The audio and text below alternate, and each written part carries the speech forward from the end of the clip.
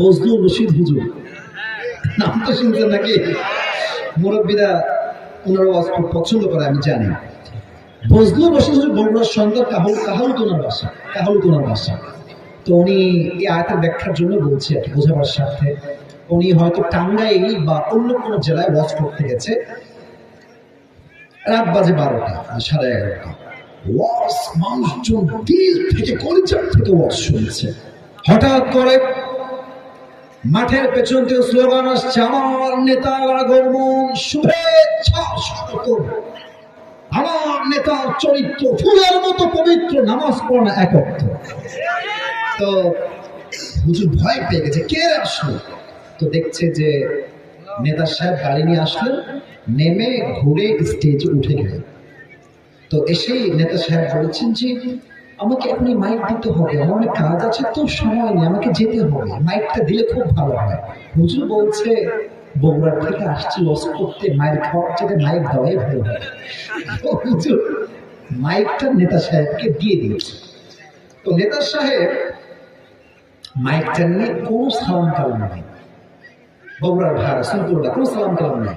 প্রিয় ভাই আমার, নামাজ নামাজ নামাজ, কথার আগেও নামাজ, মাঝেও নামাজ, শেষেও নামাজ। হুজুর বলছে यार ये तो जन्नत से भाग के दुनिया में आई है। এত ভালো তো আমি জীবনেও দেখি নাই, মাশাআল্লাহ।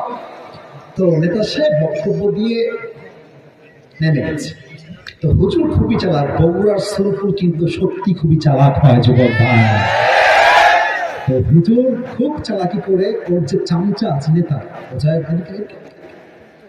তো কানটা দেখ, কান দিচ্ছে, বলছে কিরে তোর লিডার তো খুব ভালো রে, কমপক্ষে তো 70-80 টাকা তাহাজ্জুদ তো পড়ে নাকি রে?